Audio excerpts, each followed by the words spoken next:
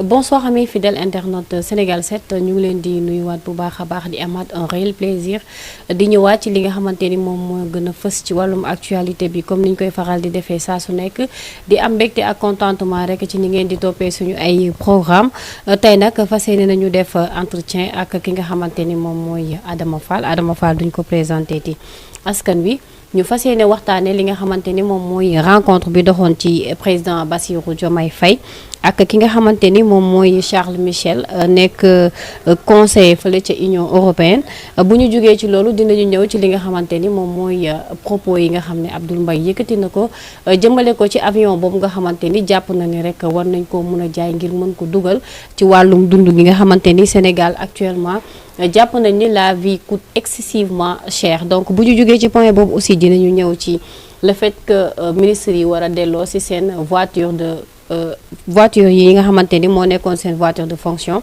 war ko delloowaat pour que gouvernement bu bees bi mën ko bénéficier wu mën a doxal li nga xamante ni moom la ñuy liggéeyee ñu fas yéene ko tëjee rek ak li nga xam ne moom mooy appel à la candidature yi nga xam ne moom la ñuy xaar ci direction générale yi ñi nga xamante ni ñoom ñoo war a diriger li nga xam ne moom mooy entreprise publique yi nga xam ne moom moo nekk fii ci réewum Sénégal un peu l'émission s'articulera sur ces différents points donc damay bàyyi Adama Fall mu nuyoo bu ko defee ñu daal di wéyal.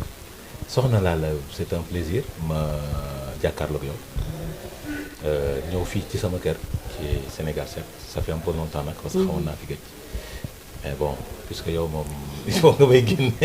ay temps c'était Penda mais cette fois-ci c'est toi. man maa jël relève bi yaa jël relève bi et puis voilà et je te suis je te suis beaucoup à travers les réseaux sociaux et je sais que tu es en train de faire un excellent boulot. merci beaucoup voilà. c'est gentil donc man aussi am naa plaisir dalal la comme ni ma ko énuméré ci point yi dañuy ñëw ci premier point bi muy rencontre bi nga xamante ni amoon na ci diggante Union européenne ak le président de la République son excellence monsieur Bassirou Diomaye Diakhar Faye ki nga xam ne moom mooy le conseiller muy Charles Michel mu jur un peu benn polémique ñu bëri jàpp ne wax yi ci génn yépp mënoon na ñàkk comme que tout simplement dañu nekk di renforcer li nga xam ne moom mooy suñu relation internationale yi ak partenariat yi. Bon, c'est normal hein, que polémique bi jóg ci vous savez pourquoi parce que aussi n'oubliez pas que ñi nga xam ne ñoom ñoo téye pouvoir bi tey ils étaient à l'opposition et quand ils étaient à l'opposition ils avaient tenu un discours boo xamante ni allant dans le sens contraire par rapport à ces institutions internationales à savoir Union européenne ak FMI ak Banque mondiale. C'est-à-dire pour ñoom suñu signé ay convention avec Union européenne Banque mondiale et FMI dañ doon trembloter parce que dañu gis ni les intérêts du Sénégal sont bafoués et autres. Aujourd'hui suñu gisee le président de la République revenir par rapport à ces principes ci loolu ba rencontrer Union européenne wala ñoom ñu dem rencontrer ci FMI c'est normal que polémique bi am parce que aussi dans leur vision il fallait pas ñoom ñu liggéey ak FMI ak Union européenne. Donc aujourd'hui la réalité du pouvoir dam na leen parce que aussi tu ne peux pas faire un pays sans pour autant être en relation avec la coopération internationale parce que dafa am loo xamante ni dans le cadre de la continuité de l'État dafa am loo xamante ni il faut le pouvoir en place def ko obligatoirement pour pouvoir avoir des financements mën a def yenn affaires yi dans un pays mais bon c'est normal que polémique bi am beneen mbir bu ci am par rapport aux polémiques c'est la personne. Je ne parle pas du titre bi nga xam ne jël na ko parce que nit ki ba mu fi ñëwee du temps du président de la République Macky Sall dafa amoon polémique par rapport à qui a été reçu pas par rapport au titre qu'il occupait ou ba fonction bi muy occupé c'est quelqu'un qui défend les intérêts des LGBT c'est quelqu'un qui le défend farouchement c'est quelqu'un qui a été honoré par les LGBT c'est quelqu'un qui a été parrainé par rapport à un mariage d'un premier ministre LGBT donc kooku ba mu ko président Macky Sall recevoir dafa am polémique bi ci am une organisation daf ci juddu muy ànd sàmm njëkk yi judd ci pour xeex ce qu'on appelle l'homosexualité ou bien dañu dem ci ba dox ne dañu war a Macky Sall dafa bëgg daganal góor jigéen ci biir réew mi mu dem ba ànd sàmm jikko yi juddu ci ñu ne dañ koy criminaliser beaucoup de chroniqueurs ont fait les tours des médias pour tirer sur le pouvoir d'alors qui était en place. Donc aujourd'hui on a vu que dafa am mutisme total par rapport à cette situation là, donc que nit ñi waxatuñu ci ànd sàmm jikko yi yëkkati yeyuñu ci yàbbi par rapport à cette situation. Donc liñ doon kaas ñoom démb ak barke démb daf leen dab tey, n'est-ce pas? donte je ne dis pas qu'ils veulent que le président de la République dafa bëgg daganal góor jigéen, mais polémique il faut ñu am ci du moment wu amoon na ci démb ak barke démb, donc il faut pas am ci, mais dans cette situation dégguñu ci ñi nga xam ne dañ ci yoon yàbbi démb. On voudrait entendre cette question-là par rapport à cette affaire parce que ñoom nee nañ li leen fi andi ils vont parler de l'éducation dans ce qu'ils vont faire. L'éducation démb ak barke démb dañ doon wax ni projet daganal góor jigéen bi ñu ngi ko bëgg jàllale ci éducation. Aujourd'hui bëggoon nañ ñoom Cheikh Omar Diagne ñoom Aboubacar Mboup ñoom ñenn ñi nga xam ne dañ ci doon yëkkati baat ba taxaw ci ñoom ñu yëkkati ci baat condamner ces actes-là, parce que aussi nous sommes dans un pays boo xamante ni peut-être musulman boo xamante ni du ñu nangu yooyu, suñu société du ko nangu, mais aujourd'hui quand un président de la République pose cet acte-là il faut que ñi nga xam ne ñoo élevé woon voix démb ak barke démb ñoo élevé voix. Maintenant qu'est-ce qu'il est venu faire, parce que là li nga xamul mooy le président de la République première audience officielle au niveau international mi ngi ko def ak comment il s'appelle xaw ma naka Charles Michel mi ngi ko defal quelqu'un ki nga xam ne moom bu dem moo tax xel yi xaw a jiixi jaaxal. D'accord, alors bu ñu taxawee tuuti foofu xëy na débat bi fi ñu ko posé. mooy peut-être ci cadre coopération te yaakaar naa bu ñu koy attaqué aussi ci sens boobu lañ ko war a attaqué, mais d'après li nga xamante ni moom mooy thèses yi ñuy soulever c'est des thèses selon laquelle ñoom li nga xamante ni moom lañ doon bañal Macky Sall duñu ko nangul Diomaye, certes c'est vrai, mais dañu taxaw ne Diomaye ki mu recevoir dafay def promotion góor jigéen ñi commencé di wax. Donc le polémique bi ci am mooy ñoom yéen ñi nga xamante ne yéenay opposition bu bees bi da ngeen nekk di def accusation yi nga xam ne moom lañ defoon autant si ki nga xamante ne moom mooy Macky Sall, te tey li ngeen di accuser ki nga xam ne moom mooy Diomaye, est-ce que c'est les mêmes causes en fait? C'est-à-dire moom laa la wax, c'est-à-dire dañu nekk ci réew boo xamante ne parce que bu ñu tëbee tëb wax rek ni Diomaye waaw ñi mu recevoir dañu nekk ci réew boo xamante ne gis naa sax xale yi vaar leen génnee ay images yoo xam ne la même personne Macky recevoiroon na ko. moom laa la wax sànq nee naa la ba ko président Macky Sall recevoir dafa am polémique dans la nation sénégalaise. dafa am ñu jóg mettre en place benn kuréel bu ñuy tuddee ànd sàmm jikko yi. accuser Macky Sall de tous les noms. ne dafa jóg pour daganal góor jigéen waaw wala déet fii la fekk. ba ñu def fi active def fi ay marche def fi ay rassemblement au niveau de la place de l'Obélisque de la nation fii la fekk. N'est-ce pas? Mais c'est cette même personne qui a été reçue avant-hier par le président de la République. waaw quelle est la cause? li nga doon bañ démb doo ko bañ tey. non j'ai pas dit ça dama ni quelle est la cause de cette visite? li nga doon bañ tey la cause visitu barke démbam bi. moom nekk même visitu ak bi muy ñëw. ci mais est-ce que à l'époque leeral ngeen ko. j'ai dit non j'ai dit. ah non c'est juste xam nga le problème c'est pas leeral nañ ko mais. mooy tax dama xam nga position bi moom fi ma bëgg a waxee. il faut pas dama bëgg nga déglu ma ak xel. j'ai dit man bokkuma ci posture ñi doon kaas démb di doon wax démb mais ce que je veux dire mooy mënoo nekk ci réew ñi ko doon condamné démb laay waxal man waxuma sama bopp de ñi doon condamné la visite du président de la République de Charles Michel. avec le président Macky Sall ñooñu laay waxal. waaw ñooñu ngay waxal la est-ce que yéen ñoom ñii nu ñu taxawee génn ne lii mooy les causes est-ce que autant defoon ngeen ko pour ñu mën a xam exactement les causes. vous l'avez pas fait. non si la présidente avait fait une communication. non ana communiqué bi bu dee am na communiqué bi génnee ko. non defoon ndànk rek la présidente avait fait une communication sur la rencontre sur l'audience entre le président de la République Macky Sall et Charles Michel toujours sur le volet éducationnel la toujours ñoom utuñu leneen lu dul loolu. D'accord. ba mu amee. des voix s'étaient levées des voix laa wax. s'étaient levées ba mettre en place benn kuréel ne président Macky Sall dafa bëgg dagalal góor jigéen ba préparer un projet de loi pour ñu criminaliser l'homosexualité waaw wala déet. Pourquoi? Parce que le président avait reçu Charles Michel. Point barre. Est-ce que acte boobu kese la posé woon. du leneen lu dul loolu.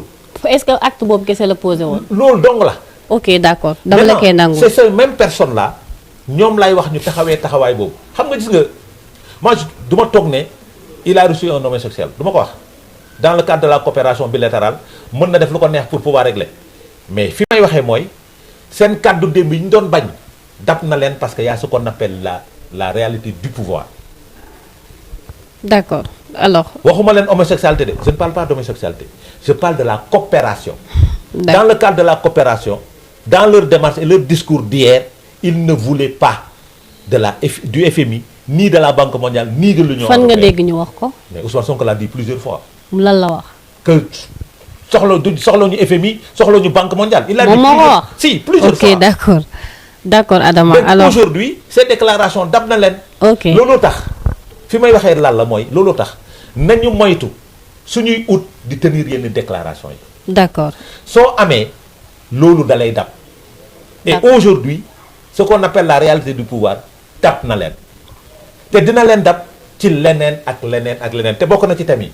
d'accord alors fi ma bëggoon ñu ñëwaat fa Adama déglu nañu ki nga xam ne moom mooy l'ancien premier ministre muy monsieur Abdoul Mbaye moom aussi taxaw na fi wax ne avion présidentiel bi dañu ko war a jaay jël xaalis bi dugal ko ci dund bi parce que tout simplement li muy jar dafa cher ainsi de suite. ñu bëri jàpp ne peut-être lan moo tax mu bàyyi ba moment bi muy wax ne. Il a dañu atteint jaay son objectif. na jaay avion. Il a atteint son objectif de communication. kan Abdoul Mbaye. Mais bien sûr. Pourquoi? Les gens parlent de lui. Parce que tamit Abdoul Mbaye kenn déggatu ko woon il faut qu'il fasse de la communication pour exister sur le plan politique. Il a loolu nga atteint son jàpp. objectif. Mais c'est uniquement ça. ah mais Adama yow yaa ngi toog wax sa xalaat moom aussi du wax Non dama ne xalaatam. déglul baax li ma la wax dama ne c'est de la communication politique Sénégal dafa war a dépasser dafa war a toll fu muy amee avion boppam c'est-à-dire il faut que les gens pensent du bien de ce pays-là. ah kon yow d'accord ci propos yi. J'ai dit il faut que les gens pensent du bien de ce pays-là. On a un président de la République, on a un pays qui se nomme le Sénégal indépendant, qui a un président de la République. Le président de la République, Bassirou Diomaye Diakhar Faye, mérite un avion. bu muy demee seeti ay nawleem. Pourquoi le vendre? Pourquoi vendre l'avion présidentiel? Teg ko fan. C'est-à-dire il faut qu'on arrête. Gis nga nous sommes une république te dafa am foo xamante ne dañ fa aspirer jëm fu ñu aspirer jëm mooy vers un pays développé. li yeneen réew yi am suñu réew daf ko war a am. Et puis Sénégal n'a pas un problème d'avion Air Sénégal a ngi nii fu nekk mi ngi koy dem ci àdduna fu nekk mi ngi koy def ci biir Sénégal pourquoi vendre notre avion présidentiel pourquoi après di dem defi lan di luy avion suñuy tukki wala abbi avion suñuy tukki quand même on a un président de la République quand même. On doit le mettre dans les conditions nécessaires de pouvoir voyager tranquillement et revenir. Effectivement. Man loolu laa gëm ah. Maintenant nag ces hommes politiques qui sont en perte de vitesse qui veulent exister et revenir sur le champ politique il faut que ñu éviter ko parce que aujourd'hui nee naa la il a atteint son objectif mooy yéen malheureusement yéen a ngi toog di wax ci moom quoi. non du cadre toog di wax ci di Je wax te ci dis sur moom le en plan fait parce politique que xam nga il Adama faut retenir aussi une chose. xam nga Adama aussi nekkul les cadres xaaral ma ñëw foofu kii Adama xam nga quelqu'un comme Abdoul Mbaye waa xaaral rek quelqu'un comme Abdoul Mbaye C'est qui Abdoul Mbaye? nekkul moom kese c'est-à-dire la personne de Abdoul Mbaye loolu intéressé wul nit ñi Oui. mais su waxee lu jëm ci réew mi te mu nekk koo xamante ni peut-être amoon na fi ndombal tànk c'est tout à fait normal nit ñi di analyser li muy wax parce que tey pourquoi mu ñàkk ni nga ko jàppee ci Abdoul noonu nga ko mën a jàppee ci Ibrahim Seck noonu nga ko mën a jàppee ci Aliou Tine maintenant mun nga bañ a nekk en phase ak ay propos am loolu aussi dañ la koy Mais là, nangul il faut qu'on accepte une chose. Nous sommes dans une république quoi. C'est-à-dire gars yi dañu bëgg delloo comme ba ci Gambie quoi wala ba ci Guinée-Bissau quoi. C'est-à-dire yaa ngi tooy suñu mbokk yi de nañu baal c'est-à-dire foofu la ñu bëgg yóbbu quoi. Il faut qu'on arrête d'être misérable. Ce misérabilisme sénégalais là il faut qu'on l'arrête. d'accord C'est uniquement du misérabilisme. Nous sommes dans un pays qui tend vers le développement. Notre président de la République mérite un avion présidentiel. loolu dëgg la Loolu mooy dëgg. alors Et mérite toutes les conditions bi ñu ko def. Parce que il reflète notre image. Le président de la République reflète le Sénégal. fu mu munti dem ci àdduna yow lay teewal. Mais attends il faut qu'on accepte qu'on doit respecter notre président de la République nga xam ne su demee day garer du nekk di louer avion wala di abdu avion quand même. suñu bëggee ñu naw suñu njiitum réew ak ku mu mënti doon dañ ko war a mettre dans les conditions idoines de pouvoir faire son job normalement. Effectivement alors Adama c'est important donc comme ni ma ko waxee rek alors ñu ñëw ci li nga xamante ne moom mooy li nga xam ne moom la Ousmane Sonko yëkkati comme ay kàddu wax ko ministre yi nga xam ne ñoom ñoo fi nekkoon à l'époque muy le gouvernement sortant lépp loo xamante ni ay voitures de fonction la yu ñu leen joxoon pour ñu remettraat ko bu ko defee ñi ci des mën a continuer seen i liggéey et puis loolu sax même bu dul Ousmane Sonko premier ministre ñoom ñi nga xam ne ñoom ñoo fi nekkoon te nekkatuñ ci fonction waroon nañ ko mën a def sax sans pour autant ñu laaj leen ñu wax leen ko. mais def nañ ko avant ñu koy wax parce que quand même ñun ci république lañ nekk quoi ces gens-là étaient des responsables dans des autorités dans la république sénégalaise et c'est pas la première fois ñu def passation de service te ku ci def passation de service du temps du président de la République Macky Sall fa nga bàyyi sa voiture de fonction dem ñibbi. mais si c'était le cas duñu xaar ba non duñu xaar non c'est-à-dire duñu xaar ba nguur gi jeex nga doog a def communiqué naan non ñi yor voiture de fonction il faut demander à tous les ministres ñu def passation de service ci kanamu IGE ba ñu toogee ministre bi toog ñaari ministre le ministre sortant le ministre entrant toog ak IGE est-ce que tu sais que ñoom rek ñooy nekk seul dans le bureau du ministre ñu déposer les clés des voitures ba ñu signé passation bi pare dañ koy signé door doon defee déclaration bi donc élément de caabi oto yeeg yeneen yeeg yëpp dafa bokk ci élément de passation de service même le puce téléphone bi daf ci bokk dara du la topp sooy génn et ils le savent et ils l'ont fait maintenant nag dans le cadre de la communication mën na am benn moment de communication bu fi nekk pour étouffer ce temps de communication nga wax lii pour que les gens oublient ce qui se passe ça peut arriver mais doo koo xamante ni yow toi tu viens d'arriver dans le pouvoir doo jàngal nit ki nu muy demee pouvoir quand même man mi nga xam ni maa ci gën a tuuti. da nga jàpp ni da leen di jàngal. mais bien sûr. d'accord man mi ci gën a tuuti.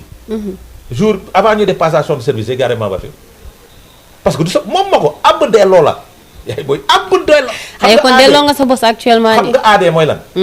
ab delloo moomu loo ko. dañ la ko joxoon pour benn liggéey. liggéey boobu amatul demal nga gaare ko jox ko keneen pour mu liggéeyee ko. mais nag retrait passeport yi aussi juróon na fi coow. am na ñu fi retiré seen bos mu ñu nekk di kaas te loolu aussi c'est normal. gis nga retrait passeport bi nit ñi dañoo xamul luy administration. le président de la République a signé un décret le 28 mars pour wax ni les anciens ministres les secrétaires d'État ont droit à un passeport diplomatique. ñooñu luy continuer la parce que c'est dans la légalité keneen ku nga xam ne bokkul ci fourchette boobu. waratoo jot passeport diplomatique. excepté les députés excepté les députés et les membres de la famille des députés sinon ñeneen ñëpp waruñu am les anciens des képp ku nekk DG ba léegi mun nga continuer yor sa passeport. mais les anciens ministres war nañ ko am. les anciens secrétaires d'État war nañ ko am. donc loolu waruloon andi polémique gis nga soo d'accordul ci benn affaire. yoon moo la may nga abroger décret boobu. effectivement. mais pourquoi des polémiques et puis nous sommes dans l'administration. L'administration elle est écrite yaay booy on a vu nulle part une lettre circulaire interdisant les détenteurs de passeport diplomatique voyage. kon nit ñi dañ doon wax dans le vent rek parce que man gëwuma ko bokk. j'y crois pas. parce que xam nga tax ma ne j'y crois pas. parce que gisuma benn lettre circulaire buy wone ni. buy interdire les détenteurs de passeport diplomatique de voyage gisuma benn décret buy abroger le décret du président de la République signé le 28 mars moo tax mënu ma ko gëm.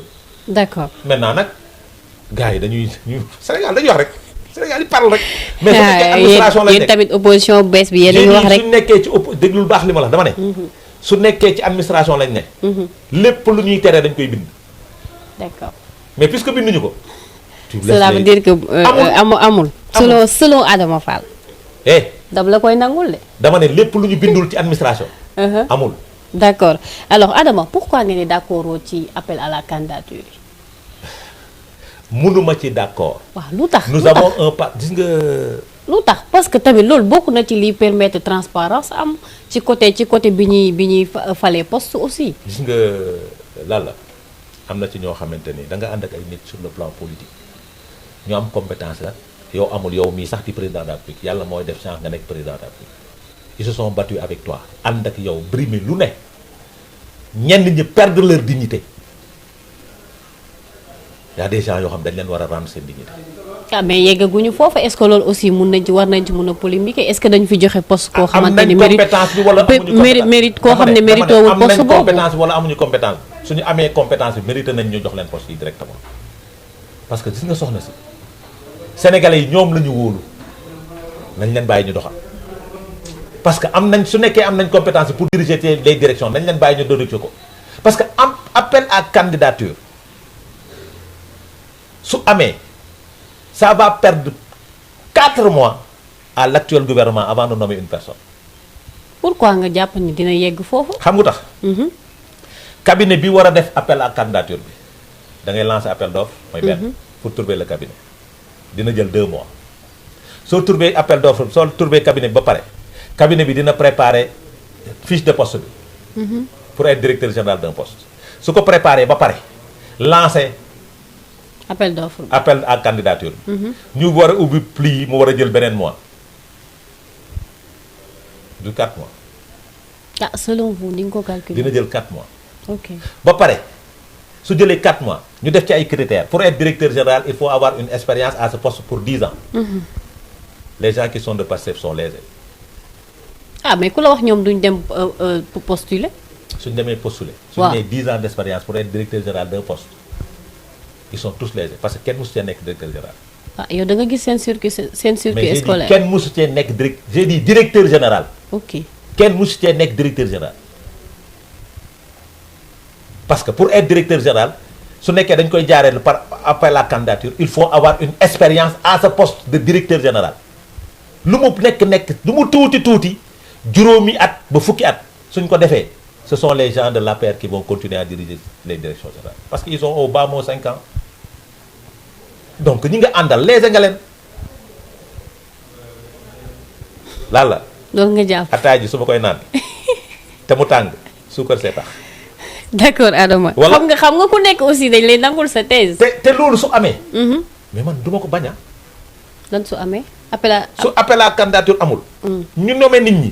duma ko bañ. ah mais est-ce que ñoom aussi buñ defoon loolu doo leen wax ne partage de gâteau moo am. nee naa la waaye partage de gâteau mi ba ma ko ci politique partage de gâteau amu ci.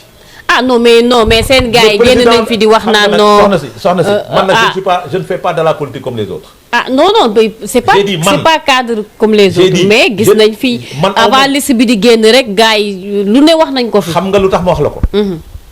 man je ne fais pas de politique comme les autres. man pour man la nomination conseil président de la République constitution bu Sénégal moo ko may. il doit nommer au pouvoir civil et militaire. Est-ce que tu comprends. prérogative la moo ko moom. donc ki mu wóolu lay fal. ki mu wóoluwul mënu ko fal. damaa jàpp ni ku xamul projet bi mënoo diriger lii. pour diriger dans ce pays là il faut que tu maîtrises le projet xam ko mu am lu mu la jaral. xam nga lu may bañ. li daloon Macky Sall dal ko. les gens qui l'avaient accompagné ne sont pas autour de lui. ay problème rek la ko koy dal. effectivement foofu laa bëgg a ñëw te Adama gis nañu amour bi nga doon toppee bi nga doon porté envers le président Macky Sall. jusqu'à présent je le porte. waaw d'accord ba tey donc tey boo toogee gis ñu bokk ci ñoom mu am fu mu jaar ak ñoom ak li ñu mës a ànd yëpp. ñu xëy di ko dénigrer comme ça. je peux prendre le cas de Oumar Sow. waaw d'accord ba tey d'accord je retire mes propos donc ñi nga xam ne ay membres APR lañ. tey bu ñu génnee toog devant les plateaux di wax ay révélations yu terribles yoo xamante ne ni neexul te dégg loolu nan lay def ci yow. j'ai trop mal pour eux pas pour le président. pourquoi. j'ai trop mal pour eux parce que je les comprends dama leen comprendre nag quoi ñu koy def ñëpp dama leen comprendre et dire que ils ne sont pas grands gis nga une défaite on l'accepte avec grandeur. Une victoire on la défend avec ardeur. moo tax ma naan waa Bassirou Diomaye coalition Bassirou Diomaye il faut qu'ils défendent leur victoire avec ardeur. Nous aussi il faut qu'on accepte cette défaite avec grandeur. loolu mooy doomu aadama nit waroo ñàkk ba pare ñànki. te ñooñu ngay wax dañoo ñànki. parce que pour ñu xam nga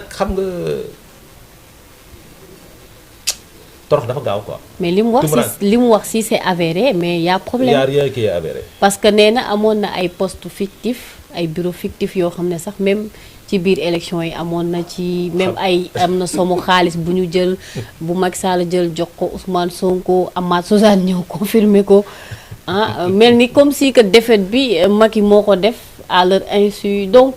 dafa doy waar en fait ah xëy na ñoom xam nañ ko wala yéen seen biir. xam nga man laal moi j'ai un problème. man doo ànd ak nit di ko sujjootal comme yàlla wala di wër plateau yi di ko défendre comme c'est pas la peine élection jeex nga taxaw di ko xalam mais nag ça se comprend ah parce que nga baal ma de ça se comprend xam nga nag bureau palais dafa neex. bureau palais dafa neex. fauteuil douillet nga nekkoon fële di jaay yére ñu andi la fii nga toog ci fauteuil douillet nekk conseil spécial du président di fayeeku yenn salaire yi ñu jox la oto jox la téléphone ngay jaagar yi tu te permettais lu la neex nga def ci réew mi kër di yor sa arme di def sa biir poche mais là tu perds tout ça soo nekkul nit dëgg. mais Adama. soo nekkul nit dëgg da ngay dof doy na waar de. soo nekkul nit dëgg da ngay dof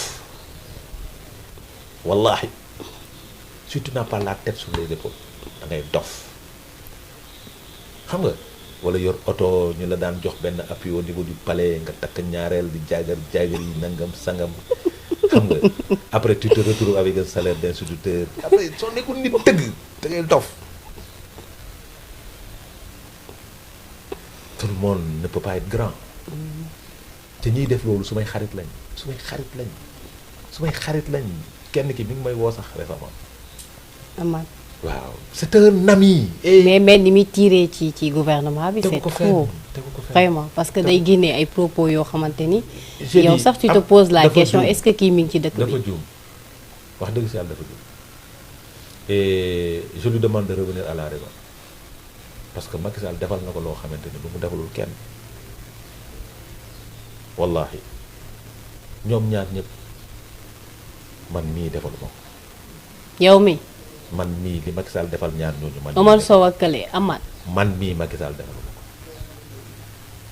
li Marème Faye defal ñaar ñooñu man mii defaluma ko. ah bon. parce que nag ñun li ñu daan politiquer bokkul ñoom dañ daan politique pour am man dama daan politique pour exister parce que tamit politique warulaa dundal da nga ko war a warulaa dundal waroo ko dundee da nga ko war a dundal politique warul nekk une fin en soi politique warul tax nit ki di fayeeku politique dafa war a nekk. mais est-ce que nekkul l'image yu APR moom mooy nekk di refléter wu actuellement. l'APR attention. parce que aussi li nit ñi doon wax crise bi nekk au sein de l'APR moom mooy commencé di. mooy feeñ si ñaari groupe fii ñaar nit ñi ñoo ànd. ñii di yàqante fii donc crise amul alliance pour la République. ah si mais lan moo waral kon seen frustration. je te parle sérieusement non gars yi xam naa dafa am lu ñu digaale woon ak Amadou rek pour su Amadou faloo peut-être dina leen ko defal. dañ jàppoon ni ñoom su Amadou faloo seen situation dina changé dinañ ñi amuloon ndomba tànk dañu am ndomba tànk kenn ki dina gën a taxaw sur le dina am nomination na am na ngeen seen xaalis dina gën a bari quoi il ne pensait pas à la population il ne pensait pas au parti il pensait à eux maintenant loolu ñàkk nañ ko mais bul ñàkki grand yaay booy gis nga nit ki du ñàkki nit da ngay doylu xëye fii lu dul jeex ci àdduna amul te xam nga lu ma ci neex. la ñuy waxal Macky Sall yëpp président Macky Sall yëpp dara du ci dëgg. mais est-ce que ñoom loolu Adama un instant mais Adama un instant est-ce que tey aussi ñoom li ñuy wax mënees na koo dàq parce que ñoom bu fekkee ñoom ak Macky Sall ñooy ànd aussi nga bëgg wax ne li ñuy wax amul est-ce que dina neex a layal. kon tu es en train de nous dire que Bassirou Diomaye et Ousmane Sonko ont trahi les gens. non j'ai pas dit ça dama ne est-ce que c'est-à-dire duma leen awma pour def ni ñoom tu as compris. ok parce que ñoom dañ jóg pour yàq kilifa gi nga xam ne ñoom ñoo doon wax wër télé naan moo fi gën. et c'est vrai que seen discours yi léegi dafa changé. dama ne man awma pour wër def ni ñoom di wër télé yi naan ñoom ñaar ñooñu nga xam ne samay xarit lañ ne baaxuñu duma def ni ñoom je ne vais jamais descendre aussi bas que man je ne suis pas un bourricot, je ne suis pas un ventre ambulant, je ne suis pas cette personne là. du ma ne nit ki moo fi gën ba pare suba ma ne moo fi baaxul du ma genre boobu li may wax mooy nañu dellu si à la raison pouvoir yàllaa koy joxe. mais dama pourquoi ngay reetaan sa gars yi yow tamit nag waroo leen reetaan nag. c'est nit lañ de que laala xam nga tax laala xam nga non xam nga gars yi. wax naa leen ko benn jour wax naa ko fii sax laa ko waxee fii télé bii. suñu ñàkkee pouvoir Sénégal 7 chaque jour mooy am exclusivité. dama ne suñu ñàkkee pouvoir bi ñi daan jour ci pouvoir bi ñooy perte. te suñu nekkul nit lool dañuy dox di waxtu te ñoom ñëpp nag dañuy dox di waxtu parce que bon mënoon nañ bor yi ñuy yenu moo énorme. dañu am ay bor. waaw xam nga mënoon nañu jël engagement avec les banques là truc tey mënuñu ko fay mais dañuy dof. mais est-ce que tamit réew mu mel ni Sénégal noonu la war a doxee. ay nit yoo xam ne dañuy am yenn privilège yu ëpp yi ba mu leen di jural sax ay toog war a xalaat lii amoo ko war a fay. est-ce que ci dëkk bu mel noonu aussi la ñu war a dund Adama. xam nga les personnes dañu meloon ni le président Macky Sall le président de la République Macky Sall nous avait dit préparez-vous. tey ñoo falu suba dañuy dem nguur bu mu tax nit ki soppeeku nguur bu mu tax nit ki def lii les gens c'est-à-dire peut-être ñoom ñaar ils se sont pas préparés à la perte du pouvoir. ok loolu nga jàpp. mais loolu la. ok. man 2019. et que dans la vie rien n'est éternel. 2019 damaa jàppoon dañuy perte pouvoir je m'étais préparé mentalement à la perte du pouvoir.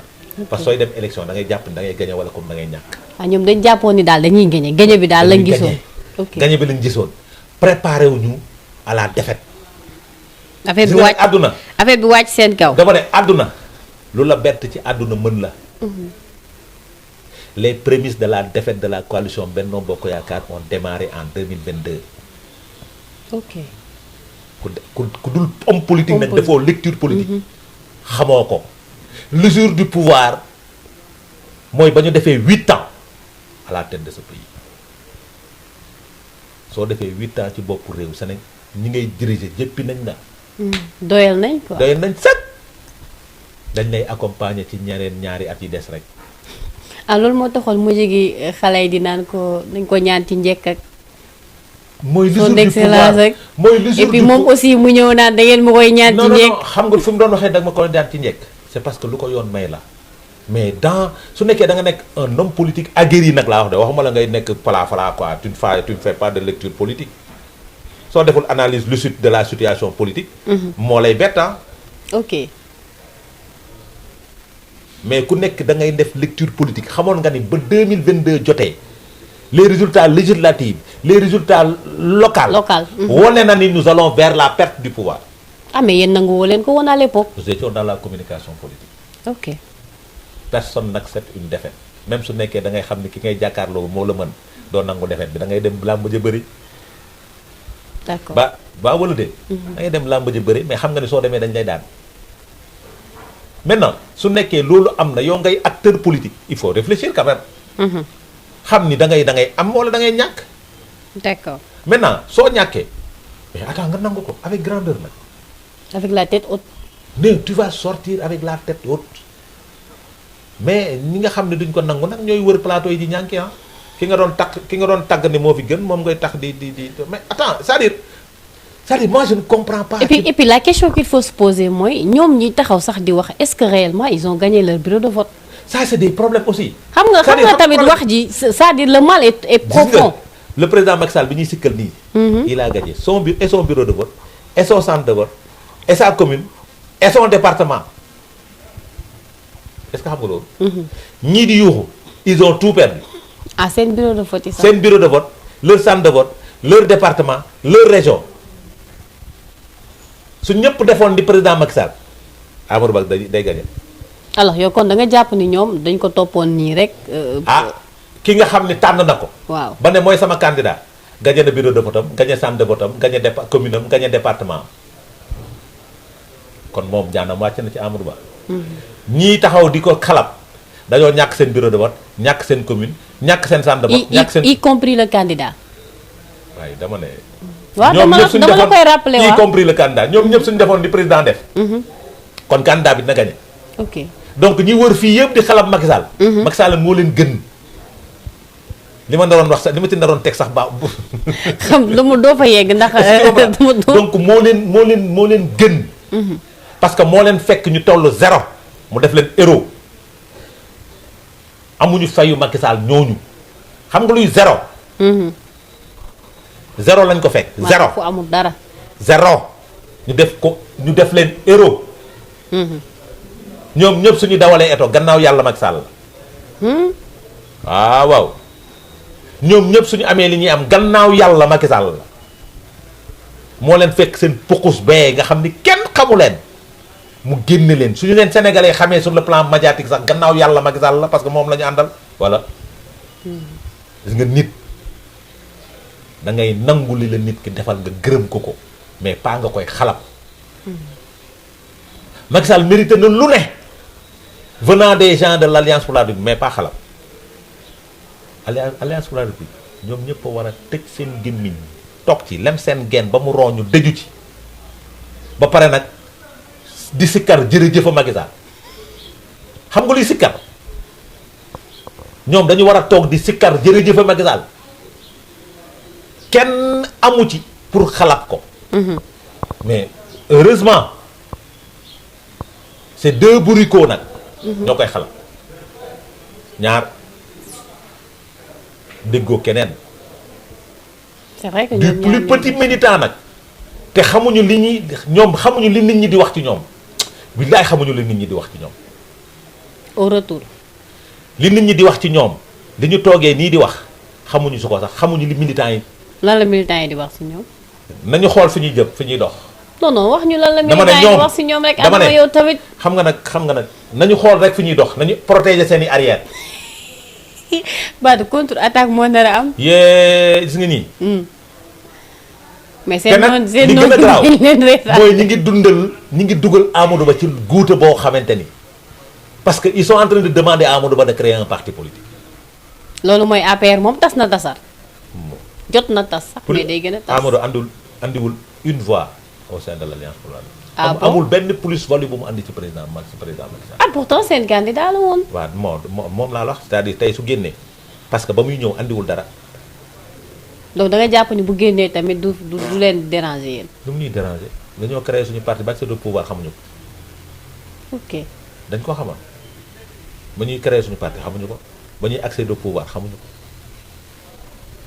mu ñëw ñu yëkkati teraanga yépp jox ko bi ci gën a rëy ñu ne ko yaay suñu candidat. su nekkee gor la du war Macky Sall xaw ma nag su nekkee jaam la. d'accord su nekkee ci surtout Souleymane Baal bi ñu doon wax ci moom la ma nga ca moom du war Macky Sall da koy sukk di ko raamal di ko nuyoo ñaari loxo su nekkee Guinée waa Conakry la comme bi ñu doon wax ci moom dina woon gannaaw Macky Sall c'est que nag looluy wax nit da ngay gore ba dee. Macky Sall Amadou Ba dañoo jël ñëw fekk ñu suñu parti ñu teg suñu parti. créé ko ñëwul ñu accéder au pouvoir ñëwul ñu ñëw yëkkati ministère des finances jox ko. yëkkati premier ministre jox ko. yëkkati tête de liste département de Dakar jox ko yëkkati ay responsabilité jox ko ñu ne déeta waay mu am fukki candidat ak benn bu samp ndëndëm te ña ca si fukki candidat ak benn yëpp ña ca bëri ils ont créé notre parti ensemble. moom mu le dernier venu ñu ne ko kenn tànn ko ci yow la ñu jiital kenn du la takkal jabar nag du la ko jémbaleen. d'accord moom fi mu ne nii. moo ameel bor waa Alliance pour la République moo war a ñëw taxaw dajale parti bi organiser waat ko ñu song pouvoir bi daan leen en 2000 prochaines élections législatives. préparer élection la ah. 2029 présidentielle 2029 fal ko su amee fulla ak fayda su bañee déglu nag say brebis galeuses parce que y'en a parce que ñi koy pousser vers la sortie ñi ngi koy dugal ci guuta boo xamante ni suba dina ci bëgg a génn mu tëkku sa famille c'est l'Alliance pour la République ñeneen ñi nag ñiy génn bennoo am nañ ci droit ma wax sénégalais yi ne la le Benno Bokk Yaakaar coalition électorale d'accord. su élection jotee on ira ensemble pour te dire à l'Assemblée nationale nous sommes ensemble ok ñoo yëkkateendoo di dóorandoo d'accord. li amoon en 1962 dina amaat le premier ministre va chuter bim d'ici 3 mois su accepté dem Assemblée nationale maa la wax fii on verra alors. jarul on verra dañ leen di fay seen bor waaw d'accord ma ni buñ ci yeggee incha allah. waaw du dëgg merci beaucoup. un plaisir Atia da nga am loo ci bëgg a dolli. doolu ma dara kontaan ci yow matal rek nañ point yi. kontaan ci yow rek jaajëf kontaan ci yow rek kontaan ci kër gi ah di kontaan ci daje bi di wax ni ah temps yi moom da nga aay merci beaucoup amoon naa plaisir u dalal la Adama Fall ni lay demee saa su nekk moo bàyyi la nga nuyoog internet yi. ba oui di la wax ne bul fi géej nag faw ngay ñëw ñuy waxtaane réew mi. man dama xaw a sonn nag c'est que nag opposition dafa métti et puis gis naa xale yi di leen ko wax opposition dafa métti. et puis dafa neex mais yéen jotagoo naanagoo leen ci lacrymogène yi kon neex kon métteegul métteegul. dama la koy wax fii laa lay koy wax je vais te dire manifester goo leen de. je vais te dire man am naa fulla ak fayda man du ma naan lacrymogène du ma fu ñu commencé su lacrymogène naree am. nga tàllal dem dugg sama. ah mais da ngeen war a ak engagé. non nag dama ne lacrymogène yi nag. comme ni ko opposition bi doon defee. dama ne man du ma toog sama biir oto naan jibi. bàyyil tooñ. jibi woo ma téléphone bàyyil tooñ yéen a ko tooñoon bàyyil tooñ. man manière ba may opposé woo. effectivement et puis dañu war a dépasser stade boobu aussi. c'est-à-dire il y a un temps pour faire de la ouais, politique. c'est ça. Il y a un temps pour travailler. Effectivement. Et pour dire vrai, un gouvernement qui vient d'arriver ouais. a besoin d'orientation. Ñun ñi nga xam ne am nañ expérience. ñu accompagner leen vraiment. d'accompagnement ñu bañ a def ñu ñoom d'accord. ñu bañ a def ñu ñoom. d'accord ñu won leen ñu prendre de la hauteur. won leen ni mën nañ li ngeen doon def. mën nañ ko mais duñ ko def. ok. nous serons jamais des nihilistes. ok su baaxee. dañuy wax baax na su bonee. ngeen joxoñ fa baaraam duñu wax bon na mais dañ naan suñ ko defee woon nii gën. très bien ah opposition bees bi kon xale yi duñ leen wax dara. dama ne opposition bi ñoom nag. nañu taxawee taxawaayu ku nekk pouvoir. mooy suñuy toog di seetaan émission yi bu ñu saaga bu ñu ñaanal c'est vrai dañu ko nit ñaanal. mais ñu ngi leen ñaanal ba tey ñaanalatuñ leen nag. non attention nañu parce que taxawaay lañ leen di jàngal. ok parce que quelqu'un qui s'oppose a besoin d'informations justes et vraies. nañu taxawee taxawaay gindi. ok ñi nga xam ne dañu nekk ak ñoom ci réseaux sociaux yi pour les donner les bonnes informations. ku ñu taxawee taxawaayu saaga ak xaxar ak teneen. effectivement parce que on a besoin de faire un pays. et ce pouvoir en place a l'obligation de réussir. bés bu ñu échoué. dootuñu falati jeune Sénégal. est-ce que xam ngeen loolu. bés bu pouvoir bi échoué. dootuñu falati jeune ci biir Sénégal. te nii muy doxee. ils ont besoin de beaucoup de patience. C'est pas le partisan nag, c'est pas l'opposant qui est en train de parler. Gis nga avec la situation actuelle de ce pays, avec tout ce qu'ils avaient dit, dañu soxla ñu génn wax dëgg Sénégalais yi te ñu leen discours de vérité. On veut diminuer les prix, mais may leen ñu 1 an wala 2. Nous voulons régler la question de l'emploi, mais may leen ñu tant d'années. Nous voulons faire tant, mais may leen ñu temps. Parce que pour faire un pays et faire des réformes par rapport à leur programme bi ma gis, ils ont besoin de 3 ans au bas mot pour que affaire yi mën a décoller. te 3 ans yooyu pour mu mën a am il faut ñu tenir discours de vérité. Ce qu'ils veulent faire pour se départir du FMI, de la Banque mondiale, de l'Union européenne, il faut l'autosuffisance en riz, il faut l'autosuffisance en oignons, il faut l'autosuffisance alimentaire, il faut avoir une souveraineté alimentaire. Et pour avoir une souveraineté alimentaire, il faut au bas mot 3 ans. Parce que souveraineté alimentaire mooy tax nga mën a wàññi njëg yi. effectivement mooy bloquer l'importation. bu ñu fàtte ni aussi ñoom liñ fi fekk aussi dafa mel ni compteur zéro la. Non. ah si. Non. si compteur zéro. Non. Ne réagis pas, ne réfléchis pas comme ça. non du cadre de réflexion sax mais suñu defee analyse en fait. ñu ngi fi doon wax autosuffisance alimentaire. depuis très longtemps kenn gisu ko amu fi. kenn gisu ko aussi. non bàyyi ma terminer. waaw tëjal très rapidement balaa ñu soulever waat beneen débat. j'ai dit l'autosuffisance alimentaire. on a l'autosuffisance en oignon, l'autosuffisance en pommes de terre, en beaucoup de produits. Riz moo des. ok te riz bi 200 000 tonnes moo ci des. pour mu Ok. autosuffisant. d'accord Maintenant il faut parler avec la population parce que soo amee souveraineté alimentaire dootoo def importation de produits. soo deful importation de produits soxlawoo banque mondiale ak nangam sangam. Les Sénégalais vont vivre des produits locaux. ok te pour loolu am il faut faire beaucoup de réformes et faire des réalisations parce que il faut nga am ay points de stockage. pour les oignons nga xam ne du manquer. Il faut travailler avec le secteur privé. maa ngi koy saluer. Ils ont dit qu'ils vont mettre 4 000 milliards dans le secteur, Effectivement. dans la commande publique. J'applaudis. ok J'applaudis. Parce que un développement, le secteur privé, c'est le secteur pourvoyeur d'emploi. La question de l'emploi des jeunes, État mënu ko régler. Il faut ñu wax ko jeunes yi ñu dégg. Lii régler emploi, c'est le secteur privé. Secteur privé bi suñu amee doole, ils vont créer des emplois. Deuxième secteur qui peut régler de l'emploi, c'est l'agriculture avec un grand A. Il y a ce qu'on appelle l'emploi direct et l'emploi indirect. Il faut que jeunes yi xam ko. Il faut qu'ils acceptent de prendre leur mal en patience. Ces gens-là n'ont pas de baguette magique. Kon xam nga ne man opposé wu ma comme ñoom. dëgg la c'est vrai. Ils n'ont pas de baguette magique. Je veux qu'ils réussissent. Je veux sincèrement qu'ils réussissent. Mais il faut dire la discours de vérité. vérité. Lii ma tenir nii ñoom ñoo ko war a tenir ñu bàyyi seen discours de vente en guerre parce que amnistie su motion de censure suñ ko waxee Sénégal ci bii. C'est parce que c'est le porte-parole du gouvernement qui l'a cité. Nañu fàtte ni ils ne sont plus de l'opposition, ils sont du pouvoir. Ils doivent tenir des discours d'hommes d'État, d'accord pas des discours d'opposants. Donc loolu daal laa amoon pour c'est wax important. di leen wax c'est important et ces précisions-là sont très importantes.